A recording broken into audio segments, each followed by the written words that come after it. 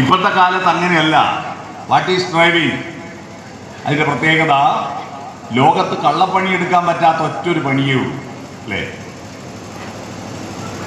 Drive ചെയ്യുമ്പോൾ ഞാൻ break ഔട്ടൂല എന്ന് പറയാൻ പറ്റുമോ? സ്റ്റിയറിംഗ് തിരിക്കാൻ മനസ്സില്ല എന്ന് പറയാൻ പറ്റുമോ? ഇല്ല. നിങ്ങളെല്ലാവരും കുറച്ചു നേരത്തേക്ക് ഒരു വണ്ടി ഓടിക്കുന്നതെന്ന് വിചാരിച്ചോ?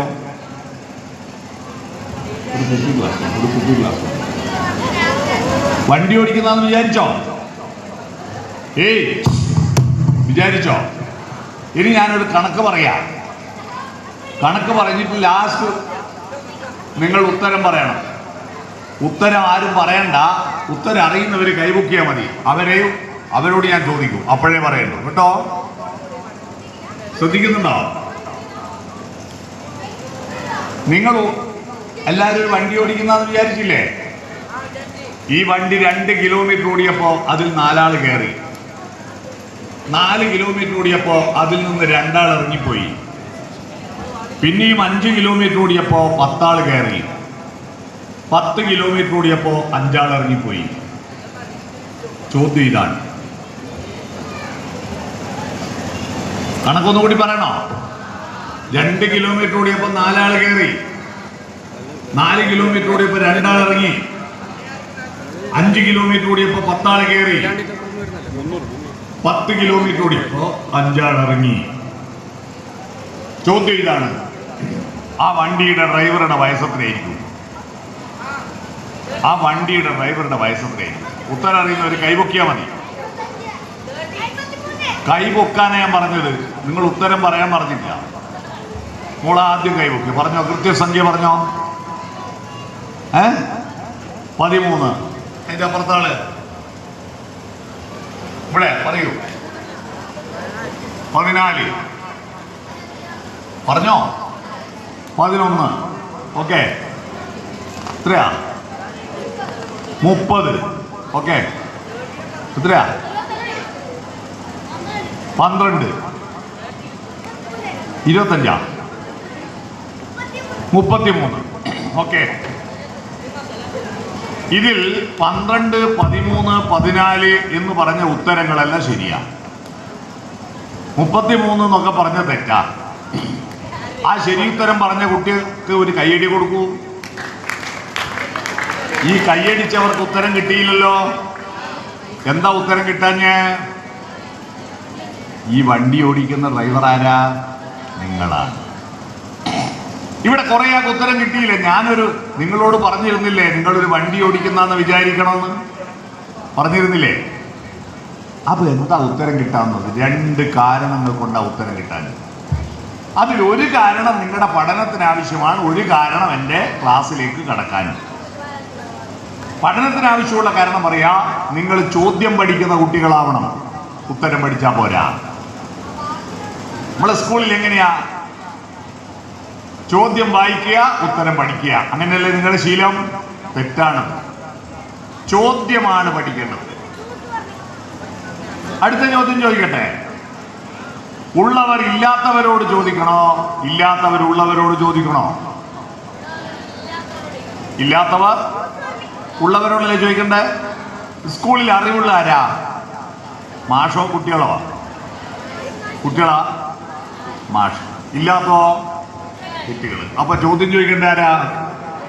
കുട്ടികൾ. ഉത്തരം പറയേണ്ട ആരാ? ഇപ്പൊ ആരാ ചോദ്യം ചോദിക്കുന്നത്? ഉത്തരം പറയേണ്ട ആരാ?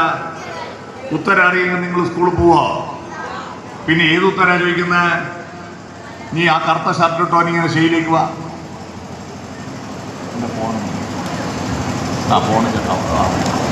മതി. എൻ്റെ ഫോൺ ചാർജ്. കറുത്ത ഷർട്ടിട്ടാണ് ഇങ്ങോട്ട് വാ, സ്റ്റേയിലേക്ക് വാ. എന്താ അതിൻ്റെ പേര്? ഇനാം. ഇനാം. ഇനാം ധൈര്യത്തിൽ കയറി വന്ന വകയിൽ ഈ ഫോണ് ഇനാമിന് കൊടുത്തു. ഈ ഫോൺ ഇനാമിന് കൊടുത്തു. ഇനാം ആ ഫോൺ നോക്കിയോ? ഇല്ല. എങ്ങനെയല്ലേ നോക്കുന്ന? എന്തിനാവോ? ഏതിനാവോ? ഇനാമ് ഫോണ് വാങ്ങിയെന്നല്ലാതെ അത് ഏത് കമ്പനിയാന്ന് നോക്കിയാ? നോക്കിയാ നോക്കിയാ നോക്കിയാ നോക്കിയാ നോക്കിയാ നോക്കിയാ എന്ന് മനസ്സിലാവുന്നില്ല. ഞാൻ കൊടുത്തോണ്ടോ വാങ്ങി, ഇപ്പൊ എന്തിനാ കയ്യിൽ പിടിക്കുന്ന? ഞാൻ ചോദിക്കുമ്പോ തിരിച്ചു തരാം അല്ലേ എന്നൊക്കെ. ഇപ്പൊ ഇനാമിന്റെ കയ്യിൽ ഫോണുണ്ടോ? ഇല്ല. ഇതേപോലെ അധ്യാപകർ കുറെ ഉത്തരം നിങ്ങൾക്ക് തരും, നിങ്ങൾ വാങ്ങും. എന്തിനാവോ ഏതിനാവോ വാങ്ങിയിട്ട് എന്തിനാ വാങ്ങുന്ന? മാഷ് ചോദിക്കുമ്പോ തിരിച്ചു കൊടുക്കാൻ. എപ്പോഴാ മാഷ് ചോദിക്കുക? പരീക്ഷയ്ക്ക് ചോദിച്ചു, നിങ്ങൾ തിരിച്ചു കൊടുക്കും. ഞാൻ ചോദിച്ചു, ഇനാം ഫോൺ എനിക്ക് തിരിച്ചു തന്നോ. ഇപ്പൊ ഇനാമിന്റെ കയ്യിൽ ഫോണുണ്ടോ? അതുപോലെ പരീക്ഷ കഴിഞ്ഞാൽ നിങ്ങളുടെ കയ്യിൽ ഉത്തരവുണ്ടോ? 8 കഴിഞ്ഞ് 9-ലെത്തുമ്പോ 8-ലെ പോയി, 9 കഴിഞ്ഞ് 10-ലെത്തുമ്പോ 9-ലെ പോയി. ഈ വിഡ്ഢിത്തത്തെ തിരുത്തണം മക്കളെ. നിങ്ങൾ ചോദ്യം ചോദിക്കുന്നവരാവണം, ചോദ്യം ചോദിക്കുന്നവരാവണം. ഇനാമിന്റെ സ്കൂളിൽ 1 ആണോ 2 ആണോ വലുത്? 1, 2 നമ്പറല്ലേ? അതിൽ 1, 2 വലുത്? 2 അല്ലേ? ഇനാമിന്റെ ഉപ്പക്ക് എത്ര മക്കളുണ്ട്? 2. ഒന്നാമത്തെ ആളാരാ? അനിയ. ഒന്നാമത്തെ ആളാരാ? നീ. രണ്ടാമത്തോ? അനിയ. ആരാ വലുത്? അപ്പൊ 1 അല്ലേ വലുത്? നീയല്ലേ 2 വലുത് എന്ന് പറഞ്ഞാൽ? നീ പറഞ്ഞത് 1, 2 വലുത് എന്ന് ചോദിച്ചപ്പോ 2 വലുത് എന്നല്ലേ പറഞ്ഞു അല്ലേ? പക്ഷെ വീട്ടിലെത്തുമ്പോ 1 അല്ലേ വലുത്, സ്കൂളിലെത്തുമ്പോ 2 വലുത്. അപ്പൊ ഇനി സ്കൂളിൽ ചേർന്ന ഉടനെ ചോദിക്കണം മാഷന്മാരോട്, വീട്ടിലെത്തുമ്പോ 1 വലുത്, സ്കൂളിലെത്തുമ്പോൾ 2 വലുത്. എന്താ ചോദിക്കണം കേട്ടോ. ചോദ്യം ചോദിക്കുമ്പോൾ നിങ്ങളുടെ തലയ്ക്കുള്ളിൽ ഒരു സ്പേസ് തുറക്കും. ആ സ്പേസ് ശൂന്യമായി കിടക്കുമ്പോൾ ഉത്തരത്തെ പിടിച്ച് വലിക്കും. ഇതാണ് ചോദ്യത്തിന്റെ കരുത്ത്. സിറിഞ്ചിൽ മരുന്ന്, കുപ്പിയിലെ മരുന്ന് മേലോട്ട് കയറുന്ന കണ്ടിട്ടുണ്ടോ? പിസ്റ്റൺ പറകിൽ നിന്ന് പിടിച്ചു വലിക്കുമ്പോൾ അവിടെ ശൂന്യതയുണ്ടാകും, സ്പേസ് ഉണ്ടാകും. അപ്പോഴാണ് കുപ്പിയിലെ മരുന്ന് മേലോട്ട് കയറുന്നത്. ബംഗാൾ ഉൾക്കടലിൽ ന്യൂനമർദ്ദം ഉണ്ടാകുമ്പോഴാണ് അറബിക്കടലിൽ നിന്ന് കാറ്റടിക്കുന്നത്. നമ്മുടെ തലച്ചോറിനകത്തുണ്ടാകുന്ന ന്യൂനമർദ്ദം, ശൂന്യത, അതാണ് നിങ്ങളെ ഉത്തരം അന്വേഷിക്കാൻ പ്രേരിപ്പിക്കുന്നത്, ഉത്തരം കണ്ടെത്താൻ പ്രേരിപ്പിക്കുന്നത്. നിങ്ങൾ കണ്ടെത്തിയ ഉത്തരം നിങ്ങളുടെ സ്വന്തം ഉത്തരമായിരിക്കും. അതുകൊണ്ട് ചോദ്യം ചോദിക്കുക, മനസ്സിനകത്ത് ന്യൂനമർദ്ദം ഉണ്ടാക്കുക. ന്യൂനമർദ്ദത്തിന്റെ കരുത്ത് ഞാൻ നിങ്ങൾക്ക് കാണിച്ചു തരാം. ആ ഗ്ലാസ് ഇങ്ങോട്ട്, ആ ഗ്ലാസ്, ആ കുപ്പിയിലെ വെള്ളം എടുക്കും.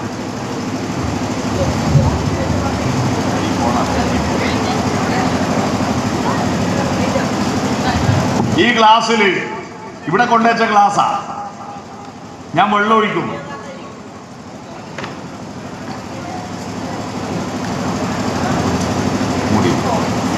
ഈ ഗ്ലാസ്സിലെ വെള്ളം എൻ്റെ കയ്യിൽ ഇങ്ങനെ നിൽക്കുന്നുണ്ടല്ലോ, ഇല്ലേ? എൻ്റെ കയ്യിൽ ഇത് കമഴ്ത്തി വെച്ചാൽ നിൽക്കുവോ വെള്ളം? മറിഞ്ഞു പോവില്ലേ? മറിഞ്ഞു പോവില്ല? മറിഞ്ഞു പോകുന്നില്ല. നീ പറഞ്ഞത് നേരെ നെഗറ്റീവ് ഉൾട്ട പറഞ്ഞല്ലേ. സാധാരണ മറിഞ്ഞു പോവില്ലേ? മറിഞ്ഞു പോവില്ലേ?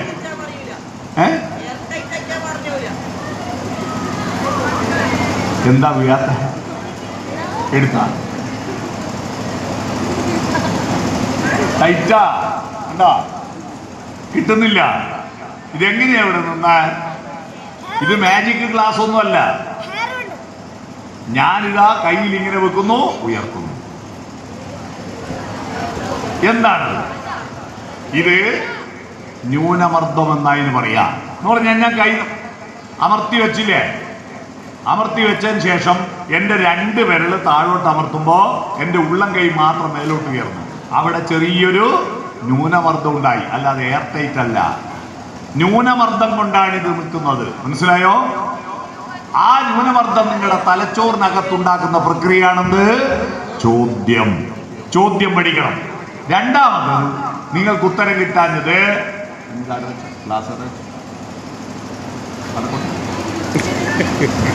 എന്റെ ജീവിതമാകുന്ന വണ്ടി ഓടിക്കുന്ന ഡ്രൈവർ ഞാനാണ്. നിങ്ങളിൽ പലരുടെയും ജീവിതത്തിന്റെ വണ്ടി ഓടിക്കുന്ന ആരാ? ഓനെന്നാ തിന്നുന്ന ലേസ്, എനക്കും വേണം ഈ ലേസ്. ഓൻ ഐസ് തിന്നു, എനക്കും ഐസ് വേണം. ഓനുണ്ട് ബിങ്കോ തിന്നു, എനക്കും ബിങ്കോ വേണം. ഓൻ മുടിയുണ്ട് കിളന്നർ ചെത്തിയ പോലെ മുറിക്കുന്നു, എനിക്കും അതുപോലെ മുറിക്കണം.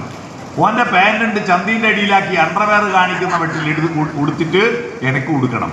ഓള പാൻറ് കീറിയിട്ട് കൊടുക്കുന്ന എനക്ക് കീറിയ പാൻറ് വേണം. ഇത്തരത്തിൽ എനിക്കെന്ത് വേണമെന്ന് തീരുമാനിക്കാനുള്ള ഇച്ഛാശക്തി നിങ്ങൾക്ക് നഷ്ടപ്പെടുക. മുമ്പോ അതുകൊണ്ട് നിങ്ങൾ ലീഡർഷിപ്പ് ഉണ്ടാവണം. ആ ലീഡർഷിപ്പ് ഉണ്ടാവുന്ന ഏറ്റവും പ്രധാനപ്പെട്ട ഗുണം നിങ്ങളുടെ മനസ്സിലുള്ള കാര്യം നിങ്ങളുടെ ചുറ്റുവട്ടമുള്ള ആളുകളെ ബോധ്യപ്പെടുത്താനുള്ള കഴിവുണ്ടാകും. നമുക്ക് നേരിട്ട് പറഞ്ഞ് ബോധ്യപ്പെടുത്താം. പക്ഷേ ഒരു ജനക്കൂട്ടത്തെ ബോധ്യപ്പെടുത്തുന്ന വാക്കുകളുടെ കലയാണ് പ്രസംഗം. എന്താണ് വാക്ക് എന്ന് പറഞ്ഞാൽ? കടലാസിൽ വാക്ക് എഴുതാൻ പറ്റുമോ?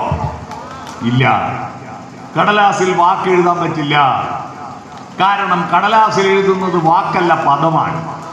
വാക്ക് എന്ന് പറഞ്ഞാൽ ക് എന്ന് പറഞ്ഞാൽ തൊണ്ടയിൽ ഒച്ചയാ. ക് എന്ന് പറഞ്ഞാൽ തൊണ്ടയിലെ ശബ്ദം. അത് വായിലൂടെ പുറത്തു വരുമ്പോൾ വാക്ക്. പിടികിട്ടിയോ? വാക്കിന്റെ അർത്ഥം മനസ്സിലായോ? വാക്ക്. ആ വാക്കുകളുടെ കലയാണ് പ്രസംഗം. ആ പ്രസംഗം നമുക്ക് പരിശീലിക്കണ്ടേ? വേണം.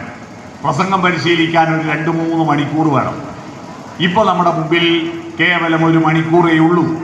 ആ 1 മണിക്കൂറിനുള്ളിൽ പ്രസംഗത്തിൻ്റെ ചില മർമ്മങ്ങളെപ്പറ്റി, പ്രസംഗത്തിൻ്റെ ചില പോരായ്മകളെപ്പറ്റി, പ്രസംഗത്തിൻ്റെ ചില ടിപ്സുകളെ പറ്റി ഞാൻ പറഞ്ഞിട്ട് എൻ്റെ ക്ലാസ് നിർത്താം കേട്ടോ. പ്രസംഗം എന്ന് പറഞ്ഞാൽ സാധാരണ വർത്തമാനം അടുക്കും ചിട്ടയിലും പറയുന്നതാണ് പ്രസംഗം. അവിടെ ഇരിക്കും. പ്രസംഗം എന്ന് പറഞ്ഞാൽ സാധാരണ വർത്തമാനം അടുക്കും ചിട്ടയിലും പറയാം. നിങ്ങൾ പോലീസുകാരുടെയും പട്ടാളക്കാരുടെയും മാർച്ച് കണ്ടിട്ടുണ്ടോ?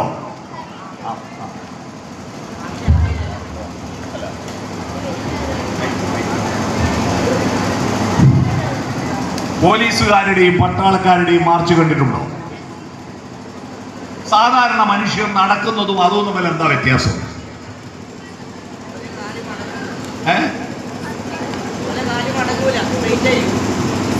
ഞാൻ സാധാരണ നടത്തം നടക്കാം. ആ നടത്തവും മാർച്ചും തമ്മിൽ എന്താ വ്യത്യാസം നോക്കണം. ഇതാ ഞാൻ സാധാരണ നടക്കും പോലെ നടക്കുന്നതാണ്. സാധാരണ നടക്കും അല്ലേ? അതായത് ഇടത്തേക്കാൽ മുന്നോട്ട് വെക്കുമ്പോ വലത്തെ കൈ മുന്നോട്ട്, വലത്തേക്കാൽ മുന്നോട്ട് വെക്കുമ്പോ ഇടത്തെ കൈ മുന്നോട്ട് അല്ലേ? ഒന്നും കൂടി നോക്കാം, ഒന്നും കൂടി നോക്കാം അല്ലേ? അങ്ങനെയല്ലേ? ഇനി മാർച്ചിലോ? മാർച്ചിൽ ഇടത്തേക്കാൽ മുന്നോട്ട് വെക്കുമ്പോ ഇടത്തെ കൈ മുന്നോട്ടാണോ? ചില ആള് ആദ്യം തന്നെ മാർച്ചിൽ പോയാൽ മാർച്ച് നടത്താൻ പറയാൻ പോകുമ്പോ അങ്ങനെയാണോ? സാധാരണ നടത്തം തന്നെ മാർച്ച്. പക്ഷേ ഒരു പ്രത്യേകത, അത് സ്ട്രെയിറ്റ് ആണ് അല്ലേ? കൈ ഉയർത്തും, കാൽ നിവർത്തും, വൃത്തിയിൽ നടക്കും. സാധാരണ നടത്തം വളരെ സ്ട്രെയിറ്റ് ആയിട്ട് നടന്നാൽ അത് മാർച്ചായി. അതുപോലെ പ്രസംഗം എന്ന് പറഞ്ഞാൽ എന്താ? സാധാരണ വർത്തമാനം വളരെ വൃത്തിയിലും ചിട്ടയോടും സമയക്ലിപ്തമായിട്ടും പറഞ്ഞാൽ അതിന് പ്രസംഗം എന്ന് പറയും. പിടികിട്ടിയോ? അപ്പൊ പ്രസംഗിക്കാൻ പേടിക്കണോ? പേടിക്കണ്ട.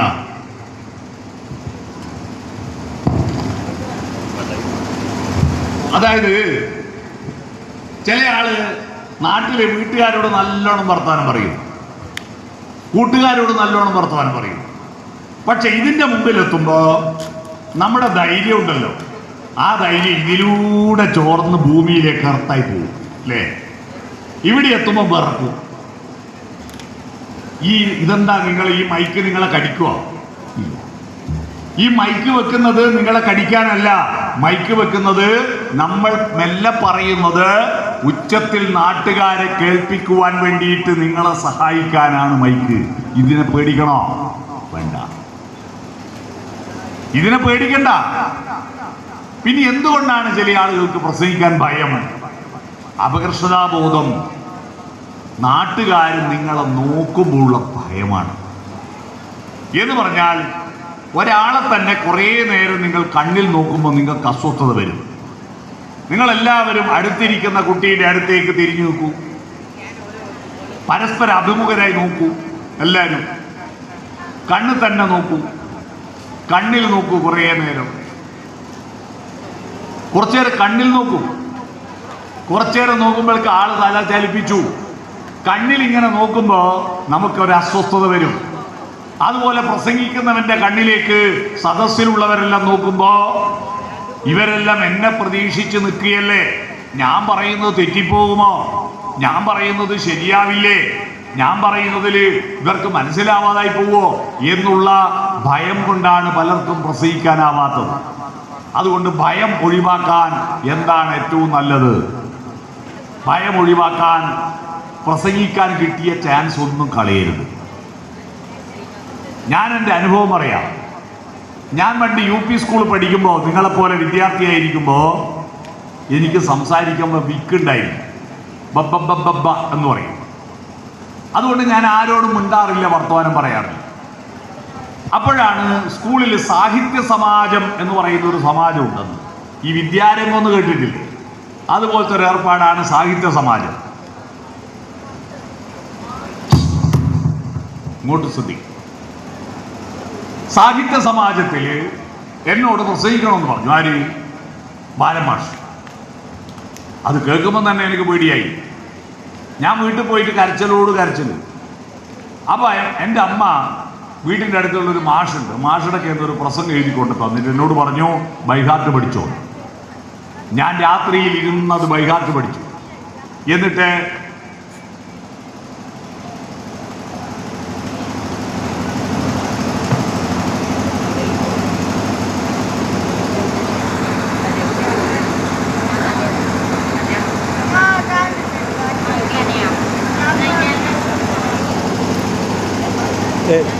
കഴിഞ്ഞോ മോളെ?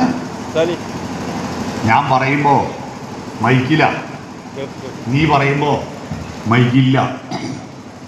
അപ്പോ നീ ഒച്ചത്ത് പറയണ്ടേ. അപ്പൊ ഒച്ചത്ത് പറയുമ്പോൾ അടുത്ത കുട്ടികൾക്ക് അത് ബുദ്ധിമുട്ടുണ്ടാവും. അതുകൊണ്ട് ഞാൻ നിർത്തി തന്നതാണ്.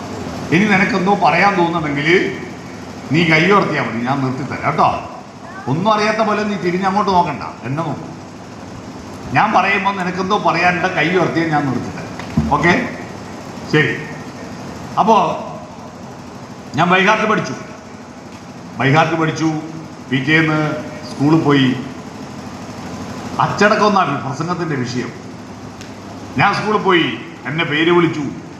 ഞാൻ അന്നിങ്ങനെ തടിയൊന്നുമില്ല, മെലിഞ്ഞുണങ്ങിയിട്ട് ഒരാളാണ്. മുറിയൻ ട്രൗസർ കൊടുത്തിട്ട് ഞാൻ മൈക്കിൻ്റെ മുമ്പ് പോയി. എന്നിട്ട് പ്രസംഗം തുടങ്ങി. ബഹുമാനപ്പെട്ട അധ്യക്ഷനും ശേഷം സഭാവാസികൾക്കും എൻ്റെ കൂപ്പുകയും. ഇന്നത്തെ പ്രസംഗ വിഷയം അച്ചടക്കം എന്നതാണല്ലോ. അച്ചടക്കത്തെക്കുറിച്ച് 2 വാക്കുകൾ പറയാൻ ഞാൻ ആഗ്രഹിക്കുന്നു എന്ന് പറഞ്ഞത് ഓർമ്മയുണ്ട്.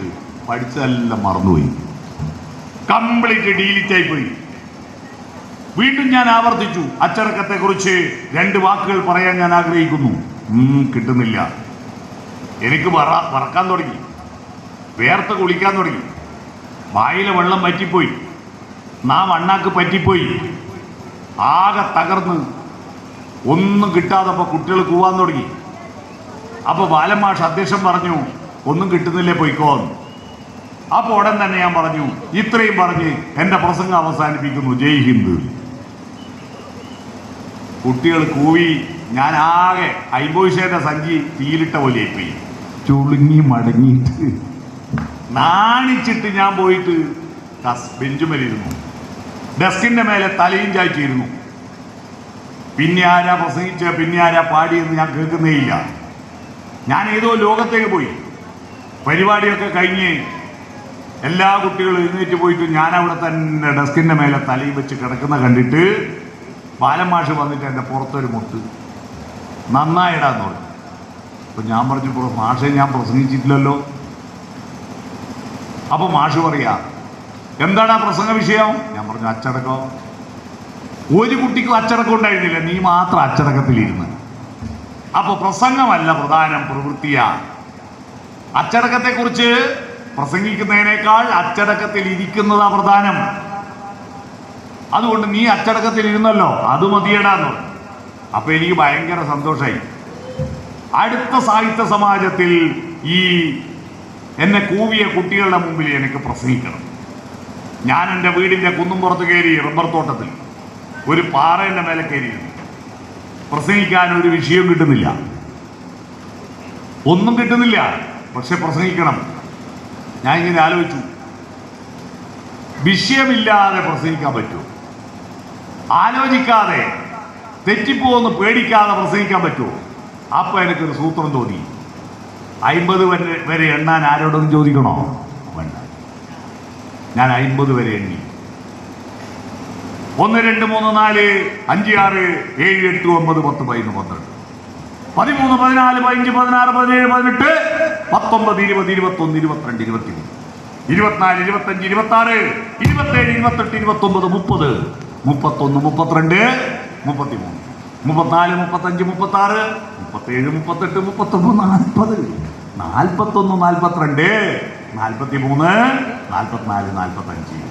44 45 46 47 48 49 50. ഇതാണ് എൻ്റെ ആദ്യത്തെ പ്രസംഗം. പേടിയുണ്ടോ? ഇല്ല. നമുക്കങ്ങനെ പ്രസംഗിച്ചു നോക്കാം. എല്ലാവരും എഴുന്നേറ്റ് നിൽക്കണം. എല്ലാം ചേർന്നിട്ട് നമുക്ക് തുടങ്ങാം. ഇതെല്ലാവരും ഒന്നിച്ച് പ്രസംഗിക്കാൻ പഠിക്കുക. റെഡിയാണല്ലോ? ആര് റെഡി? യെസ്. അപ്പോ റെഡി? 1 2 3 സ്റ്റാർട്ട്.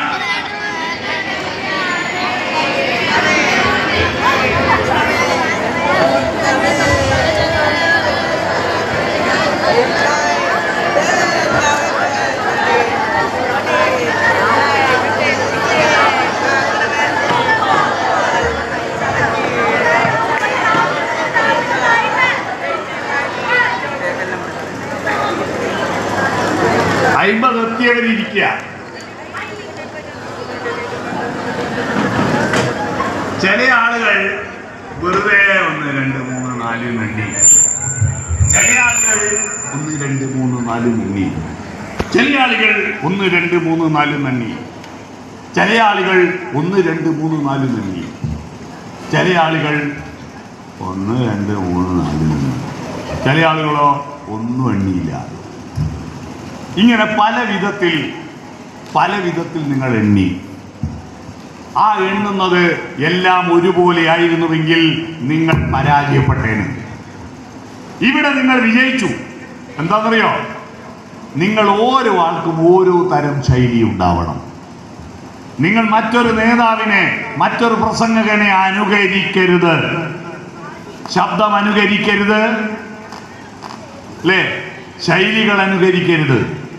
നിങ്ങൾക്ക് സ്വന്തമായൊരു രൂപവും ഭാവവും ഉണ്ട്. പഠിച്ചോൻ തന്ന ഒരു പ്രത്യേകത നിങ്ങൾക്കുണ്ട്, മറ്റൊരാൾക്കും ഇല്ലാത്തൊരു പ്രത്യേകത. ആ പ്രത്യേകതക്ക് അനുസരിച്ചായിരിക്കണം നിങ്ങൾ പ്രസംഗിക്കേണ്ടത്. അങ്ങനെ പ്രസംഗിക്കുമ്പോൾ നിങ്ങളുടെ ആദ്യം ശൈലിയാണ് പ്രധാനം. നിങ്ങൾ എന്തു പറയുന്നു? നല്ല ചോദ്യം. എങ്ങനെ പറയുന്നു എന്നാണ്. നിങ്ങളിപ്പോ ഒരു ഹോട്ടലിൽ പോകുന്നു, എന്നിട്ട് സപ്ലയറോട് പറയുന്നു, അല്ലയോ സപ്ലയറെ, എനിക്ക് ഒരു ഗ്ലാസ് ചൂടുവെള്ളം തരുമെങ്കിൽ വിരോധമില്ലായിരുന്നു. അപ്പൊ സപ്ലയർ ഇങ്ങനെ നോക്കിയിട്ട് പറയും, ഇതെടുന്നാ വരുന്ന്, ഏതോ മാനസിക രോഗിയാണല്ലേ. അതിന് പകരം സപ്ലയറോട് ഒരു ഗ്ലാസ് വെള്ളം തരുവാ എന്ന് ചോദിച്ചാലോ ഉടനെ വെള്ളം എടുത്തു തരും. എവിടെയാ വിജയിച്ചത്? ആദ്യം പറഞ്ഞത് നിങ്ങൾ വടിവില. പക്ഷേ പ്രസംഗിക്കുന്നതിൻ്റെ പ്രധാനപ്പെട്ട ഉദ്ദേശം പ്രസംഗത്തിലെ വാക്കുകൾ വടിവിലാക്കാനല്ല നിങ്ങൾ പ്രസംഗിക്കുന്നത്. നിങ്ങൾക്ക് എന്തോ ഒരു കാര്യം സദസ്സിനോട് പറയാനുണ്ട്, അത് ഞാൻ തന്നെ പറയും, ഞാനേ പറയാനുള്ളൂ എന്ന ബോധത്തോടുകൂടി അവരെ ബോധ്യപ്പെടുത്താൻ കഴിയണം. അവരെ ബോധ്യപ്പെടുത്താൻ ഞാൻ എന്തു പറഞ്ഞു എന്നല്ല പ്രധാനം, നിങ്ങളെന്ത് മനസ്സിലാക്കിയെന്നാണ്. ഒരു വാക്കിന് അർത്ഥം നിശ്ചയിക്കുന്നത് ഡിക്ഷണറി അല്ല, ആ വാക്ക് ഉച്ചരിക്കുന്ന സന്ദർഭവും അതിൻ്റെ ശബ്ദവും നോക്കിയിട്ടാണ്. ഇപ്പൊ രാവിലെ എന്ന വാക്ക് 5 മണിക്കും 6 മണിക്കും 7 മണിക്കും 8 മണിക്കും രാവിലെ അല്ലേ? എന്നാ രാവിലെ എന്ന് പറഞ്ഞാലോ 6 മണിക്ക് മുമ്പല്ലേ? രാവിലെ എന്ന് എഴുതാനാവോ? എഴുതാനാവോ? ഞാനൊരു സ്ഥലത്ത് ഇതുപോലെ ക്ലാസ് എടുക്കുമ്പോൾ രാവിലെ എഴുതാനാവോ എന്ന് ചോദിച്ചപ്പോൾ ഒരു പയ്യൻ എഴുതിട്ട് പറയാ നോട്ട് ബുക്കും കൊണ്ട്, സാറേ രാവിലെ എഴുതുമ്പോൾ കടലാസ് കീറി പോകുന്നു. അമർത്തി എഴുതിയ ശബ്ദം മാറുമ്പോൾ അർത്ഥം മാറും ഇല്ലേ? നിങ്ങളുടെ ശബ്ദം ഉച്ചരിക്കുന്നത് പ്രധാനമാണ്. അതുപോലെ സന്ദർഭം മാറുമ്പോൾ അർത്ഥം മാറും. എല്ലാ വാക്കുകളും എല്ലായിടത്തും ഒരർത്ഥമല്ല. ഞാനൊരു വാക്ക് പറയാം, തൊട്ടടുത്ത വാക്ക് നിങ്ങൾ പറയണേ. പറയോ? ഇങ്ങോട്ട് ഇങ്ങോട്ട് ഇങ്ങോട്ട് ശ്രദ്ധിക്കുമോനെ. ഒന്നുമില്ലല്ലോ, ഇങ്ങോട്ട്. ഞാനൊരു വാക്ക് പറയും, തൊട്ടടുത്ത വാക്ക് നിങ്ങൾ പറയോ? പറയോ? ഒരു കാലത്തും ഒരു കാലത്തും നന്നാവില്ല, ഒരു കാലത്തും ഗുണം പിടിക്കൂല. നിങ്ങൾ ഉപ്പയെല്ലാം ആ ഉമ്മയെല്ലാം പറയുന്നത് കേട്ടില്ല. എന്നാ ഞാനൊരു കാര്യം പറയട്ടെ, ഒരു കാലത്തും എന്ന വാക്കിന്റെ അർത്ഥം മാറ്റി തരട്ടെ ഞാൻ. ഒരു കാലത്തും മറ്റേ കാലത്തൂല, ഒരു കാലത്തും മറ്റേ കാലത്തൂല, അർത്ഥം മാറിയില്ലേ? അപ്പൊ ഒരു കാലത്തും എന്ന വാക്കിന് അർത്ഥം നിശ്ചയിക്കുന്നത് അടുത്ത വാക്കല്ലേ? അല്ലേ? അല്ലേ? അതാണ്. അപ്പൊ വാക്കുകൾ എവിടെ പറയണം, എങ്ങനെ പറയണം നോക്കിയിട്ടാണ് നിങ്ങളുടെ ആശയവിനിമയം ഉണ്ടാവുന്നത്. ആ ആശയവിനിമയം സോഫ്റ്റനാവണം. എന്നാൽ നിങ്ങളുടെ പ്രസംഗം പ്രസാദാത്മകമാകും. പ്രസംഗം എന്ന് പറഞ്ഞാൽ അട്ടഹാസമല്ല. പ്രസംഗം എന്ന് പറഞ്ഞാൽ സത്യം പറയാനുള്ളതാ. പക്ഷെ സത്യം പറയാനുള്ള പ്രസംഗം സത്യം മാത്രം പറഞ്ഞാൽ നല്ല പ്രസംഗമാവോ? ഞാനിപ്പോ സത്യം മാത്രം പറഞ്ഞ് പ്രസംഗിക്കട്ടെ, പറയട്ടെ. ഞാനൊരു മനുഷ്യനാണ്, എനിക്ക് 2 കണ്ണുണ്ട്. എന്റെ കണ്ണിന് താഴെയാണ് മൂക്ക്, മൂക്കിന് 2 ദ്വാരമുണ്ട്, മൂക്കിന് താഴെ മീശയുണ്ട്, മീശയ്ക്ക് താഴെ വായുണ്ട്, വായിൽ പല്ലുകളുണ്ട്, പല്ലിന്റെ ഇടയിൽ നാവുണ്ട്. വായിലൂടെയാണ് ഞാൻ ഭക്ഷണം കഴിക്കുന്നത്, ഭക്ഷണം കൈകൊണ്ടാണ് വാരി തിന്നുന്നത്. വായക്ക് താഴെയാണ് എൻ്റെ താടിയിരിക്കുന്നത്, താടിക്ക് താഴെയാണ് എൻ്റെ കഴുത്തിരിക്കുന്നത്. ഇങ്ങനെ വേണമെങ്കിൽ 1 മണിക്കൂർ പ്രസംഗിച്ചൂടെ? എന്തിനാ പ്രസംഗം? ആവശ്യമില്ല. എല്ലാവർക്കും അറിയുന്ന സത്യം പറയലല്ല പ്രസംഗം. ആവശ്യമുള്ള ആ തിരിച്ചറിയപ്പെടാത്ത സത്യം പറയാനാണ് പ്രസംഗം. എന്റെ ഓർമ്മ ശരിയാണെങ്കിൽ 1947 ആഗസ്റ്റ് 15 ഇന്ത്യക്ക് സ്വാതന്ത്ര്യം കിട്ടിയത്. ഇവന്റെ ഓർമ്മ ശരിയാണെങ്കിൽ. ഇതറിയാത്ത ആരുമുണ്ടോ? അറിയാത്ത ആരുമുണ്ടോ? എല്ലാവർക്കും അറിയുന്ന കാര്യങ്ങൾ ആവർത്തിക്കാനല്ല പ്രസംഗം. അറിയുന്ന സത്യങ്ങളിൽ നിന്ന് തിരിച്ചറിവുണ്ടാക്കാനാണ് പ്രസംഗം. അറിയുന്ന സത്യങ്ങളിൽ നിന്ന് തിരിച്ചറിവുണ്ടാവണം. ആ തിരിച്ചറിവുണ്ടാവാൻ ഏറ്റവും പ്രധാനം നിങ്ങൾ പ്രസംഗിക്കുന്നതിന് നിങ്ങൾക്ക് സ്വന്തമായ ഒരു ചിന്തയുണ്ടാവണം എന്നതാണ്. എന്താ വേണ്ടത്? സ്വന്തമായ ചിന്തയുണ്ടാവണം. പ്രസംഗം എന്ന് പറയുന്നത് മറ്റൊരാളുടെ ചിന്തകൾ അവതരിപ്പിക്കാനല്ല, നിങ്ങളുടെ സ്വന്തം ചിന്തകൾ അവതരിപ്പിക്കാനാണ്. അപ്പൊ പ്രസംഗം എന്താ? ചിന്തയ്ക്ക് തീപിടിക്കലാണ്. എന്താണ്? ചിന്തയ്ക്ക് തീപിടിക്കലാണ്. ആ ചിന്തകൾ ഇങ്ങനെ ഒഴുകി വരണം. അതിനെന്ത് വേണം? ചിന്തകൾ ഒഴുകി വരാൻ അതിനൊരു വലിയ കലവറയുണ്ട്, ഒരു നിലവറയുണ്ട്. ആ നിലവറയുടെ പേരാണ് പുസ്തകം. ഒരു നല്ല പ്രസംഗകൻ, പ്രാസംഗികൻ എന്ന് പറയരുത് കേട്ടോ, തെറ്റാണ്. അദ്ദേഹം പ്രാസംഗികമായി പറഞ്ഞു എന്ന് പറയാം, പക്ഷെ പ്രാസംഗികൻ എന്ന വാക്ക് തെറ്റാ. പ്രസംഗകൻ എന്നാണ് ശരി. അതുപോലെ വാഗ്മി എന്ന് കേട്ടിട്ടുണ്ടോ? എന്താ വാഗ്മി? വജോ യുക്തി പടു, സമർത്ഥമായി വാക്കുകൾ ഉപയോഗിക്കാൻ കഴിയുന്നവനാണ് വാഗ്മി. ചില ആളുകൾ പറയും അദ്ദേഹം വളരെ വാചാലമായി സംസാരിക്കും. വാചാലമായി സംസാരിക്കുന്നത് മോശമാണ്. വാചാലം എന്ന് പറഞ്ഞാൽ ചിന്തയ്ക്ക് മലബന്ധവും വാക്കുകൾക്ക് അതിസാരവുമാണ്. എന്ന് പറഞ്ഞാൽ ചിന്തയൊന്നുമില്ല, മലബന്ധ പുറത്തേക്ക് വരുന്നില്ല, എന്നാ വാക്കുകൾ വയറിളക്കി പോവുക. ഒരർത്ഥവും ഇല്ലാത്ത, ചിന്തയില്ലാത്ത വാക്കുകൾ. അങ്ങനെ ആവരുത്. വാഗ്മി യുക്തിപൂർവം വാക്കുകൾ പറയുന്ന സമർത്ഥനാണ് വാഗ്മി. ഏറെ നേരം പ്രസംഗിച്ചോ എന്നല്ല ചോദ്യം, പ്രസംഗിച്ച സമയത്ത് കാര്യങ്ങൾ പറഞ്ഞു എന്നാ ചോദ്യം. വിൻസ്റ്റൺ ചർച്ചിൽ എന്ന് പറയുന്ന ഒരാളുണ്ട്, ബ്രിട്ടീഷ് പ്രധാനമന്ത്രിയായിരുന്നു. അദ്ദേഹം ലോകം കണ്ട നല്ല പ്രസംഗകരിൽ സമർത്ഥനായിരുന്നു. അദ്ദേഹത്തിന്റെ അടുത്ത് ഒരാള് ഒരു പ്രസംഗം വേണം ചർച്ചിലിനോട് ചോദിച്ചു, ഒരു പ്രസംഗത്തിന് വരുമോ? അപ്പൊ ചർച്ചിൽ ചോദിച്ചു, എത്ര സമയം പ്രസംഗിക്കണം?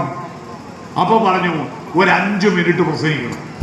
അപ്പൊ ചർച്ചിൽ പറഞ്ഞു, 5 മിനിറ്റ് പ്രസംഗിക്കാൻ എനിക്ക് ഒരുങ്ങണം, അതുകൊണ്ട് 2 ആഴ്ച കഴിഞ്ഞ് വരൂ.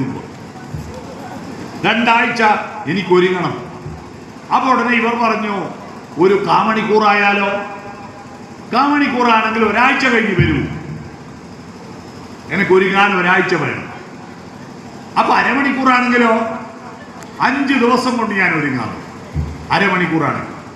1 മണിക്കൂറാണെങ്കിലോ? 2 ദിവസം കൊണ്ട് ഞാൻ ഒരുങ്ങാൻ തുടങ്ങും. അപ്പൊ അവസാനം വന്നവർ പറഞ്ഞു, നിങ്ങൾ എത്ര സമയവും പ്രസംഗിച്ചോ? അപ്പൊ ചർച്ചിൽ പറഞ്ഞു, എന്നാ ഞാൻ ഇപ്പൊ തന്നെ വരാം. ഇപ്പൊ തന്നെ വരാം. ഒതുക്കി പറയാനാണ് നല്ല കഴിവ് വേണ്ടത്, ഒരുപാട് പറയാനല്ല. അപ്പോ ഒരുപാട് പറയുന്നവൻ വാചാലൻ, ഒതുക്കി പറയുന്നവൻ വാഗ്മി. മനസ്സിലായോ? അങ്ങനെ ഒരു പ്രസംഗകന്റെ ഏറ്റവും വലിയ കലവറയും നിലവറയും അവന്റെ ചിന്തകളാണ്. ആ ചിന്തകൾ എവിടുന്ന് വരണം? അവന്റെ വായനയിൽ നിന്ന് വരണം. ഒരു പ്രസംഗകൻ ഉണ്ടാവേണ്ട ഏറ്റവും വലിയ കഴിവ്